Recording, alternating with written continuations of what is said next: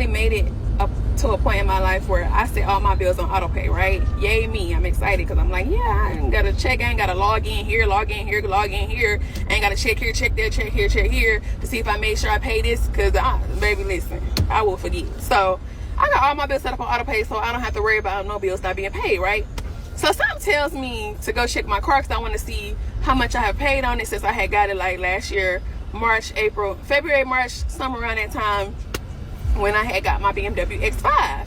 So I checked my Capital One, which is, you know, who I got my van through. And I'm like, okay, yeah, okay, we almost halfway there, almost done.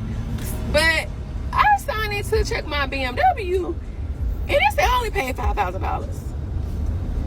I'm like, no, I'm being scammed. Because not only am I on auto pay, but I'm paying I'm paying $19.93, which is a hell of a lot, right? I know. That was the stupidest thing I ever done.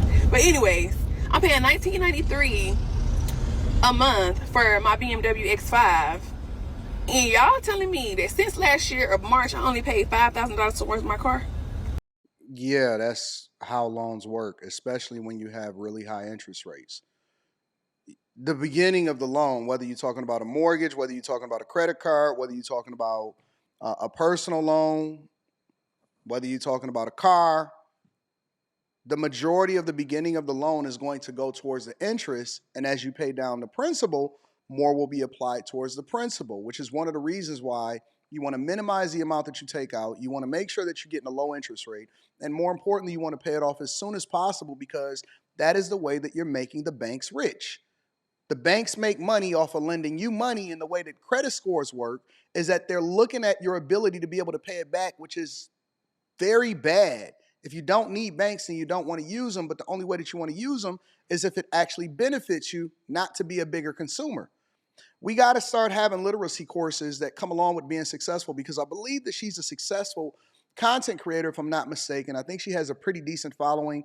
As usual, if you're watching this on YouTube, I'm going to put a link in the description in order to give the person credit because it's the right thing to do. But the reality of it is that we are the biggest consumers.